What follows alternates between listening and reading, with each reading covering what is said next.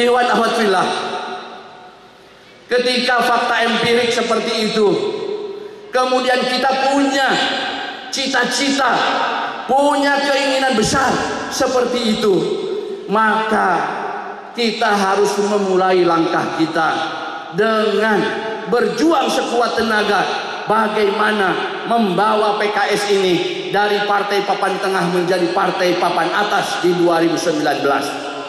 Allahu Akbar. Nah, untuk itu semua kita mengadakan konsolidasi ini, dan kemudian kita juga alhamdulillah ada seseorang yang selama ini pernah bergaul bersama kita dan kemudian memberikan asistensi kepada kita, mempelajari prinsip-prinsip dakwah kita, dan hari ini yang bersangkutan ingin memberikan kontribusinya kepada kita semuanya, membangkitkan semangat antum semuanya untuk meraih kemenangan yang dicita-citakan. Itulah saudara kita Coach Fahmi. Aplaus buat beliau.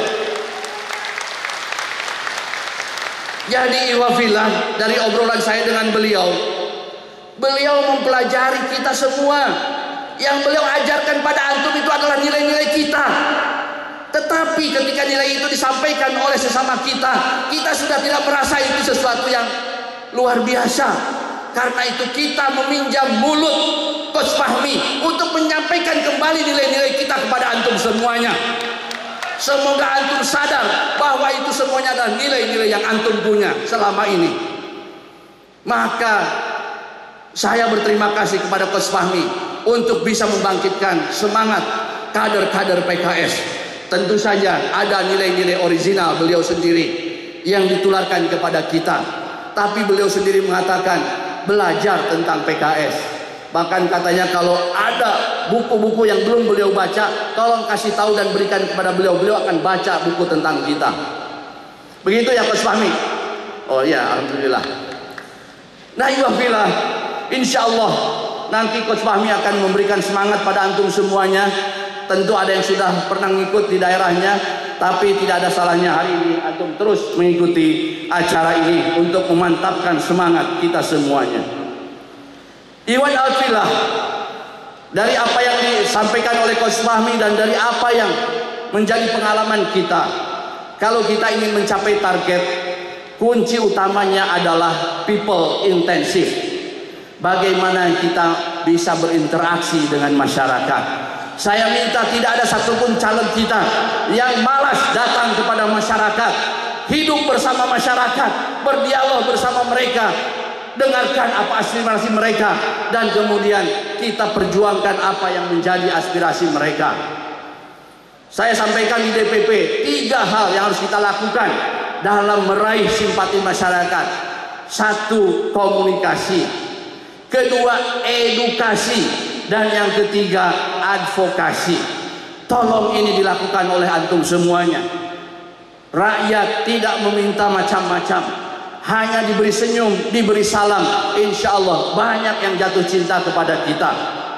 Mungkin diantara antum yang mengatakan, enggak Ustaz, kalau enggak ada uang enggak bisa. Insya Allah itu ada, tidak kita nafikan. Tapi percayalah, survei-survei menunjukkan bahwa politik uang itu hanya berlaku di bawah 10%. Berarti yang 90%-nya insya Allah bisa kita sentuh dengan cara yang lain. Ini saya kira kuncinya adalah pada people intensive tadi. Iwan alfillah, dalam konteks kampanye kita sudah punya pengalaman juga. Sesungguhnya yang membutuhkan uang itu kalau kita meraih suara kelas menengah ke bawah. Tapi meraih suara kelas menengah ke atas tidak perlu uang.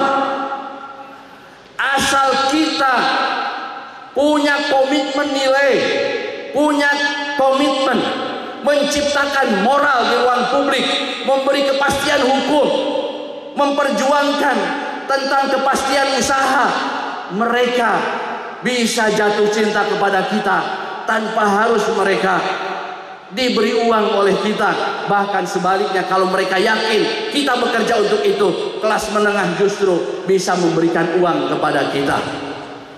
Saya pernah bercerita kepada antum, tapi dalam kesempatan ini terlalu panjang, ya, di mana ada seorang konglomerat 2 anaknya di luar negeri tidak disuruh pulang ke Indonesia. Hanya satu alasan, anak-anak saya sudah terbiasa dengan segala kepastian hukum, kepastian usaha di negeri sana, dibawa ke sini nanti kasihan. Dia bilang, saya titipkan kepada Pak Iman, kepada PKS, tolong perjuangkan kepastian hukum, kepastian usaha di negeri ini. Kalau itu tercapai, anak-anak saya akan saya suruh pulang ke negeri ini, insya Allah membangun bersama-sama kita. Jadi insya Allah kelas menengah sentuh dengan hal-hal yang rasional. Mereka tidak perlu kita beri uang, mereka akan mendukung kita semua. Kemudian saya beri catatan dalam konteks kampanye, itu adalah mari kita perbanyak positif campaign, kampanye positif yang menceritakan tentang kelebihan-kelebihan kita. Saya dalam beberapa kesempatan mengatakan 80% kampanye kita harus positif campaign. Silahkan antum masuk ke negatif campaign, cukup 20%. Negatif campaign adalah kampanye yang kita angkat kelemahan lawan kita, tetapi ada faktanya, nggak bohong, itu namanya negatif campaign. Itu boleh, sebab publik pun harus tahu calon yang ini nih apa kelemahannya. Sementara orang lain pun melakukan hal yang sama terhadap kita. Yang kita tidak boleh atau zero tolerance to black campaign. Kita tidak ada toleransi, no toleransi kita kepada fitnah atau kampanye hitam.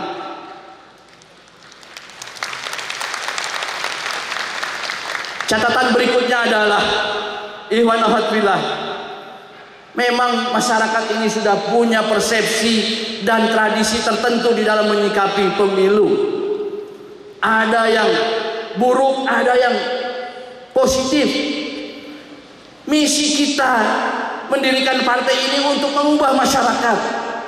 Maka ikhwan akhwat fillah, jangan pernah kita menyerah kepada kebiasaan buruk masyarakat. Dalam kadar tertentu kita ikuti apa yang menjadi keinginan masyarakat, tapi sebagian besarnya kita harus bisa mengarahkan masyarakat kepada sesuatu yang lebih positif. Sebab kalau kita hanya untuk mendapat suara, terus kita ikuti maunya masyarakat yang negatif, maka mustahil kita akan bisa melakukan perubahan di negeri ini. Harus seimbang. Dalam kadar tertentu kita ikuti, tapi sebagian besarnya kita harus arahkan masyarakat kepada cita-cita yang kita inginkan. Kemudian catatan terakhir tentang kampanye, mari kita kombinasikan serangan infanteri, serangan kavaleri, dan juga serangan artileri. Ini harus sejalan.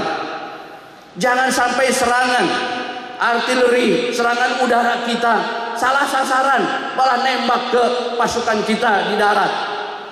Saya kira ini nggak boleh terjadi. Karena itu kepada mereka yang menjadi public figure, yang biasa tampil di televisi, di media, antum berhati-hati.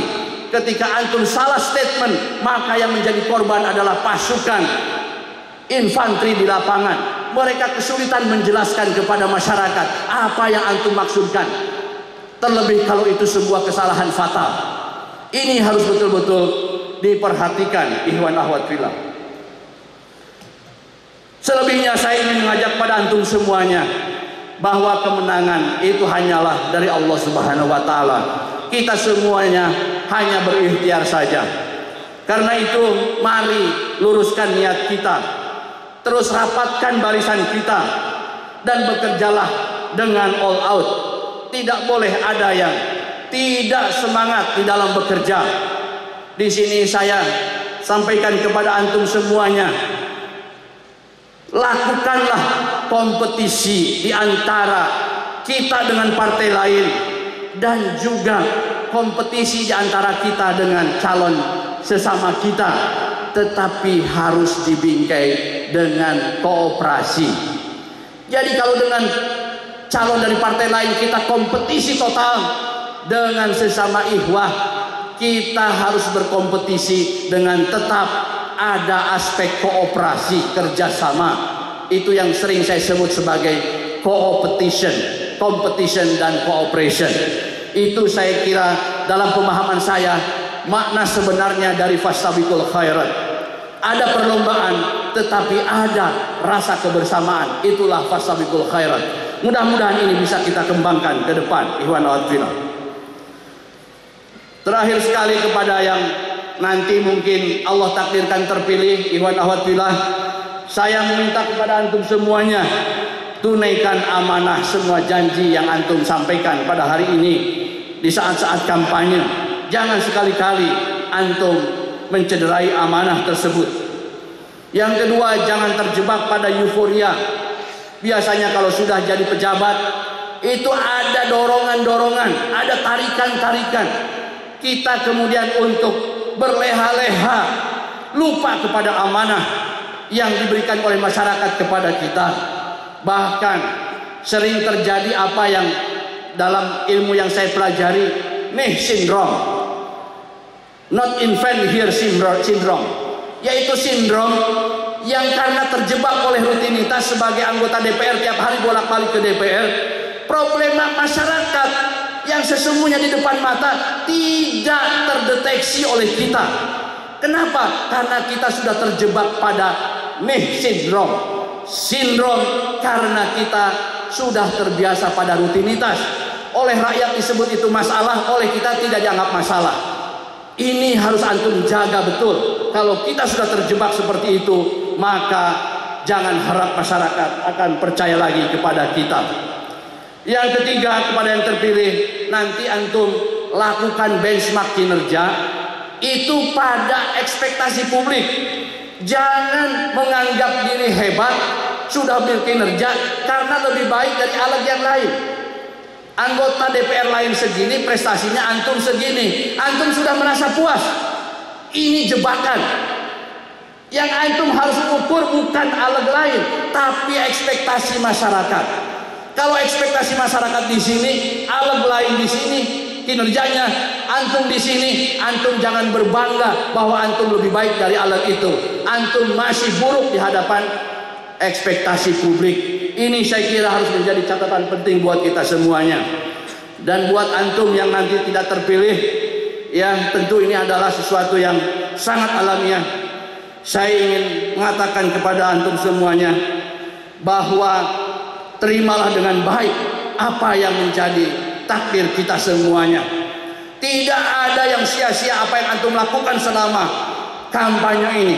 Semuanya dicatat oleh malaikat dan Allah insya Allah memberikan ganjaran kepada kita semuanya dalam berbagai bentuk kebaikan-kebaikan dunia dan akhirat kita semuanya. Yang kedua, mari tetap semangat untuk berkontribusi pada sektor-sektor kehidupan yang lain. Jadi anggota dewan itu adalah salah satu saja alat kita untuk melipat gandakan khidmat kita kepada masyarakat. Tapi sektor lain begitu terbentang luas. Terlebih kita adalah partai dakwah. Dakwah ini adalah mencakup seluruh kehidupan manusia. Kita insya Allah bisa menjadi pemimpin, menjadi tokoh di bidang masing-masing di luar DPR. Saya sering katakan, mungkin ada orang yang terjebak pada apa yang disebut sebagai position based leader. Pemimpin yang merasa dirinya pemimpin kalau punya posisi. Begitu jadi anggota DPR merasa saya pemimpin. Kalau tidak jadi anggota DPR tidak merasa punya kewajiban memimpin. Tapi jadilah function based leader. Pemimpin yang basisnya adalah fungsi. Tanpa posisi, selama kita berfungsi bisa memimpin masyarakat, itu kita adalah leader yang sesungguhnya. Tentu yang lebih baik adalah posisi didapat, fungsi dilaksanakan. Tapi yang cilaka adalah posisi tidak dapat, fungsi tidak dilaksanakan. Atau antum punya posisi tapi tidak melaksanakan fungsi. Itu ikhwafillah kira-kira yang bisa saya sampaikan itu semuanya. Karena forum ini adalah forum konsolidasi, membangkitkan semangat antum semuanya. Semoga apa yang saya sampaikan tadi bisa menjadi sesuatu yang menambah semangat antum semuanya. Dan nanti ditambah dengan coaching yang dilakukan oleh Coach Fahmi. Semoga apa yang kita cita-citakan menjadikan PKS partai papan atas bisa kita peroleh di 2019 yang akan datang. Demikian, billahi taufiq wal hidayah. Assalamualaikum warahmatullahi wabarakatuh.